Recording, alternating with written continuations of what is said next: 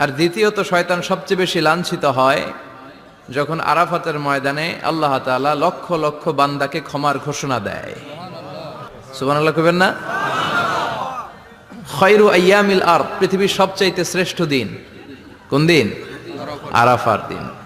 এই দিনে বান্দা কেঁদে কেঁদে আল্লাহর কাছে নিজের সবগুলো গুনাহ খাতার কথা ঘোষণা দেয় যে আল্লাহ আমি পাপী, আমার চেয়ে বড় পাপী নাই, এই পাপ ওই পাপ আমরা করেছি, একটার পর একটা পাপের ঘোষণা দেয়। আর আল্লাহ এত খুশি হতে থাকে, সব শেষে আরাফার দিনের সূর্য ডোবার আগেই আল্লাহ আরাফার ময়দানের হাজীদেরকে মাফ করার ঘোষণা দিয়ে দেয়। এই দুই দিন শয়তান নিজেকে সবচেয়ে বেশি অপমানিত ফিল করে, অপদস্থ ফিল করে। অনুরূপভাবে 365 দিনের প্রতিদিনই বান্দা যখন আল্লাহর কাছে ক্ষমা চায় আল্লাহ তখন খুশি হয়ে যায়। সুবহানাল্লাহ পড়েন। আর শয়তান নারাজ হয়ে যায়। আমাদের মিশন হচ্ছে আমরা আল্লাহরে খুশি করতে চাই।